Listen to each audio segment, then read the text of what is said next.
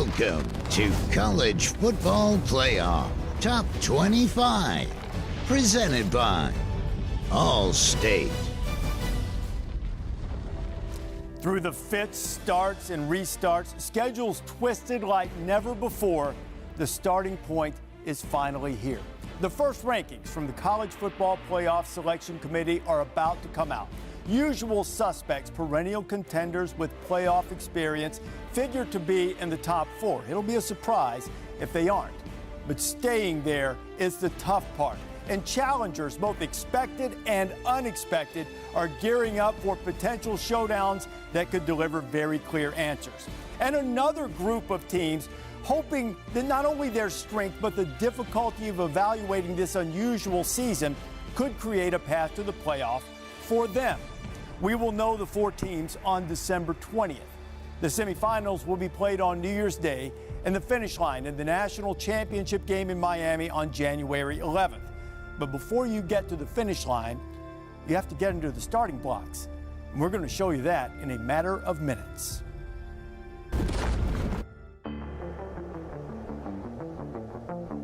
If we've learned anything this year, through the change and challenge, gained any understanding through its promise and pain. The Wildcats stay undefeated. It's the power of a word we so often overlook. Now. This is all we have, and it's what they've earned. It's a foot race to the end zone. Touchdown! For all they've fought against, to have this second in time to know how they rank and where they stand. They may yet rise and fall, advance and recede. But for this instant, they've made it far enough to be counted. Notre Dame knocks off number 1. They've made it to the only place any of us can really claim, and all of us should cherish. Now. Earlier today, the College Football Playoff Selection Committee met in person to reveal their first rankings. The Gaylord Hotel in Grapevine, Texas, and the Playoff Selection Committee got together and established stringent protocols to try to ensure safety. They created space. They've been tested for COVID-19, and they have their rankings, and we will show them to you shortly. Remember, on College Football Playoff Top 25, you see the rankings at the very same time we do. We all react together in real time. And boy, how much fun it is to actually have rankings. Introduce you to the guys that you know very well: David Pollack, Jesse Palmer, Joey Galloway, and Kirk Herbstreit joining me. I'm merely Reese Davis. So Herbie, what are you looking forward to most of these initial rankings? Well, it's the 7th year that we've been doing this. And as you guys know, the 6 previous years, first rankings, there's always that curveball. There's always a team that's up there that maybe you didn't expect, or a team that we thought would be up high that's lower. The only team I can think of is maybe a Northwestern, kind of a forgotten team going into last weekend. They beat Wisconsin. Maybe they jump up. Something's going to happen. As you always say, we don't know the rankings until they unfold when everybody else gets to see them. So with that, let's take a peek at some of these teams that we're going to be talking about, and excited to kind of see the storylines of each and every conference and every team that has an opportunity. I'm going to start in the ACC and take a peek. I mean, it's big talk. Notre Dame, big game with North Carolina on Friday. They've looked great up to this point. To me, they're number 2. And then you have Clemson, a team that's getting healthier. Trevor Lawrence is back. Of course, they didn't get a chance to play last week in Tallahassee, but a lot of excitement in the ACC with these 2 teams and where they might be tonight. Kirk, I'm excited to look in the SEC. I think 3 teams to keep our eyes on. First, there's Bama. I think a lot of people expect them to be number 1.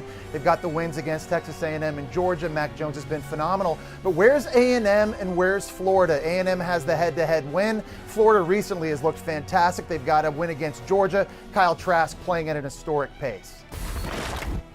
And the Pac-12 got off to a late start. When the rest of the country was already playing and making their impressions, the Pac-12 then jumped into the mix. Oregon had the best chance of getting there. They sit at 3-0. USC is another team talked about. They also sit at 3-0. And so when you look at the situations, who gets in if they have a shot out of the Pac-12? Well, no, I think that is big time. You started late with Oregon, but do they have a shot? And I think they need to be obviously ranked pretty high. You haven't seen a lot of football. It's funny. You earn those data points with the committee by beating teams. USC, Oregon, they haven't had an opportunity to prove a lot yet because of slow start cancellations. So where they're at now obviously says something to start the mix and let us know what's going on. And there's the same theme, guys, from the Big Ten and Pac-12 for Cincinnati, and particularly for BYU. BYU had its schedule absolutely wrecked by COVID-19. Their remaining strength of schedule's in the 100s. It's barely in the 80s right now. So BYU, Cincinnati, both how high will they be ranked in this initial ranking? And is there a path for them to get into the college football playoff without everything around them crumbling? So let's do this. What do you say? Let's look at the first rankings from the College Football Playoff Selection Committee, brought to you by Allstate and Tulsa, who is on track to play Cincinnati twice. Now, they meet in a makeup game at the end of the season, but they also are on track to play in the American Conference Championship game. So it might be an opportunity for a couple of good wins for the Bearcats. What do you see here, Jesse?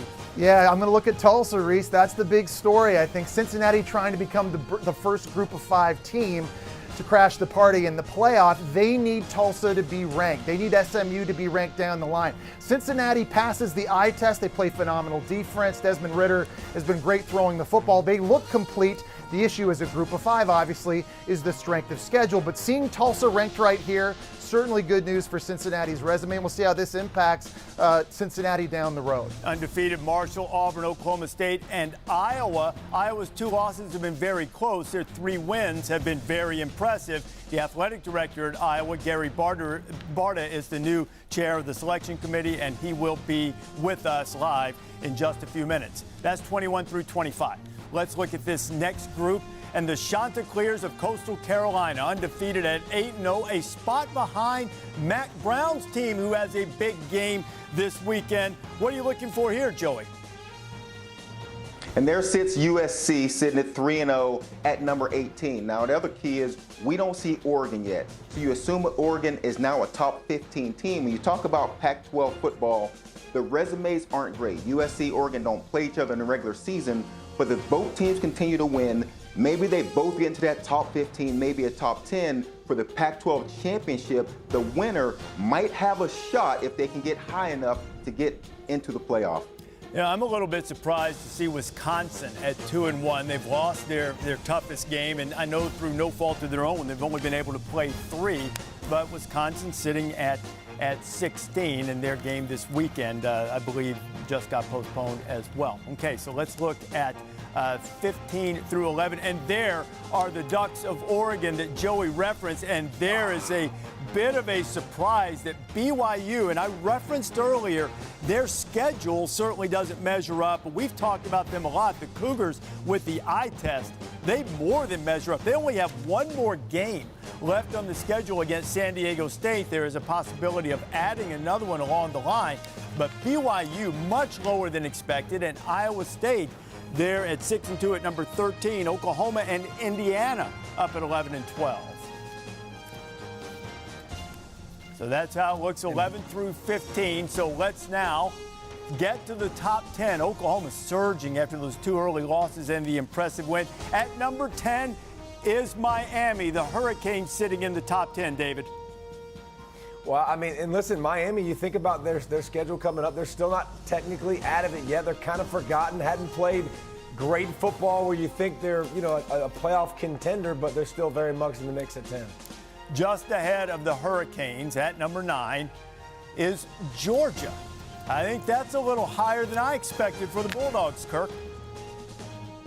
I'm still blown away. We got BYU down at 14 and Indiana at 12. Crazy. BYU AD may want to get on that hotline to Seattle as quick as possible and try. He wanted to see where the rankings are. Well, now you know where you are. You better find any game you can find to climb the ladder. But Georgia, I think that's a little high personally for Georgia at 9. I think it's very high. I wasn't surprised at all that Indiana was where it was at 12, but Georgia at 9. Higher than expected. And we'll have Kalani Sitake, the head coach of BYU, joining us later on in this edition of College Football Playoff Top 25. At number 8, the Northwestern Wildcats at 5-0, and they are right on the verge of clinching the Big Ten West. If they could stay undefeated, I mean, they've got a lot of room to move with a potential showdown with Ohio State. I think that we were so focused on Wisconsin and where Wisconsin might be if they beat Northwestern, and all Northwestern did was go out and dominate that Wisconsin team, and deserves the ranking that I thought they might sneak up even a little bit higher. So that's a great start with the first rankings, and still a lot of work and a lot of wood to chop in front of them. And a lot of opportunity, and at this stage of the year, isn't that all you really want? And Northwestern has it in front of them. At number 7, the Cincinnati Bearcats. We talked about them at 8-0. Cincinnati has a game against Temple this weekend, and then they'll finish up almost certainly with 2 games against Tulsa, Joey. And Cincinnati's a team that I personally think is better than number 7. Very good on the defensive side of the football. They run the ball well. They have a top 16 in SMU win on their schedule. They also have an Army win. Now, we always knew they're going to need some help ahead of them. They're sitting at number 7. So if they get help at 7, they can still get there if they run the rest of their schedule. Okay, so now we go. Let's go, kids. Let's go. We have a couple of ACC teams. We have 3 SEC teams. And you have Ohio State that we've yet to see in what order. But up to this point, Kirk, what struck you about the rankings 7 through 25? I wonder if the committee is simply looking at the analytics and the efficiency numbers, or if they watched BYU play. Because if you're looking at pieces of paper and you're looking at schedules and looking at analytics, well, most of their analytics will be off the charts because of how dominant they've been, but they're clearly just looking at who they have played. That's the biggest mystery that I have. I'm excited to see, now that you've set this up for 5 and 6, is it going to be Florida A&M or A&M Florida? I guess we'll find out here in a few seconds. Well, since you said that, we're trying a little something new. Now, we don't see the rankings, but obviously the people that build the graphics, and our producer, the Cavman, he sees them. So Cavman tells us the most dramatic way to unveil these is to start at number 6. So let's look at the 6th ranked team in the initial rankings, and it is the Florida Gators. Florida's played brilliantly behind Kyle Trask, but their one loss was on the road against Texas A&M. Just ahead of the Gators at number 5 is, as expected, A&M. Jesse, what do you think about stacking them up, A&M, Florida, at this point? I like it. I think the head-to-head at this point certainly has to matter. And listen, Texas A&M's been a dominant team. Kellen Mond's been fantastic. Last time we saw them play, they blew out South Carolina 48-3. Now the question is, will the head-to-head lose value down the road if a Florida were to play Alabama and beat them in the SEC title game? An Alabama team, by the way, that beat Texas A&M by 28 points. So this is showing me the head-to-head matters in the committee's minds now. How much weight will that carry, though, down the road? I think that's a big question. I can almost guarantee you if they win the SEC championship, it will matter enough to keep Florida behind Texas A&M. Exactly. But for the start, that's where they are.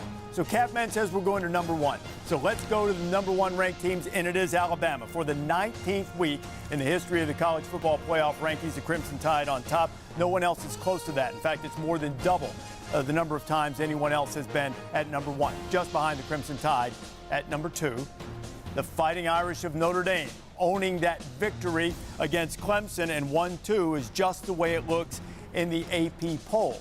So now we know who 3, 4 are. Let's see in what order. And number 3 is Clemson. Now, this too will probably take care of itself, given that it is likely that Clemson and Notre Dame will have a rematch in the ACC championship game. And then Ohio State is at number 4. It'll be interesting to note whether the Buckeyes are at 4 because of eye test or number of games that they've played, far fewer than the other teams in the top 6 so far, although they're starting to catch up with Texas A&M with the COVID issues that the Aggies have had recently. So